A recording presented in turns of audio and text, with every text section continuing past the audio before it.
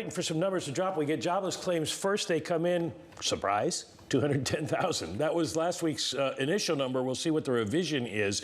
On a continuing claims basis, 1,819,000. That is up by 12,000 from last week, but essentially noise in the greater context of things. The other numbers out at this morning are the GDP numbers, but this is the third estimate for GDP, so it isn't particularly meaningful. Comes in at 3.4%, though. That is significantly higher than the initially reported 3.2%. Initially it was 3.1, then it was 3.2, now it's 3.4.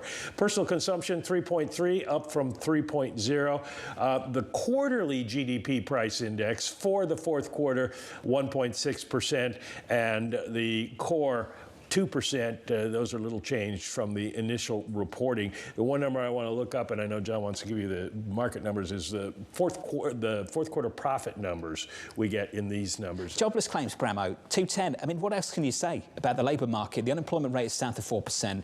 Claims are at 210. It's hard to sit here and scream this labour market's falling apart if jobless claims keep coming through around 200,000 every single week. I'm old enough to remember a couple of months ago when people were saying that that mattered, and actually the Fed was going to be paying attention to this and saying, well, the labor market's not cracking, we need to hold rates higher for longer. Now we're in a zone where nobody cares. This is not a data-dependent market unless it's bad data that affects stock markets. But if it's good data, it has no negative consequence with the potential for the Fed holding rates higher because they've told us they want to cut. And I think that is what we're seeing in this market. Very true. Equity's just about positive. For a second look at this economic data, Mike, what have you got?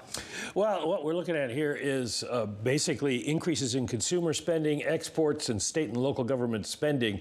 That's what pushed the number up significantly. Residential fixed investment also up, which is housing sales. Of course, they've been so low that really haven't contributed anything. Current dollar personal income increased by $219.5 billion, so we're making a little bit more money. Personal saving, $809.2 billion, and I haven't run across the profits number yet. I'm still looking for that, but we'll get that for you. Can you help me with something? First revision, second revision, third revision. Why all the revisions, and why are they continually going upward? It's like we can't get the economy. Fourth revision is coming.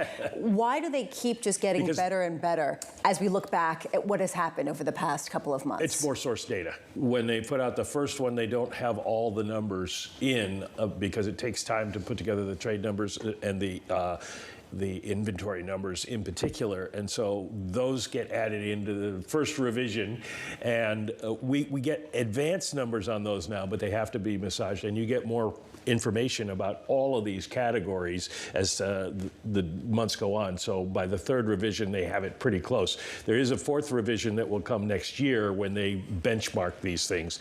And it's funny because if you look back at some of the turning points for the Fed, the data that the Fed had in front of it at the time can be completely different from what it looks like a year later or so. And that's one of the problems with being on the Fed that you don't have if you're being on Twitter or X. You can comment on stuff like, of course they should have done this, but that's not the number at the time that they were dealing with.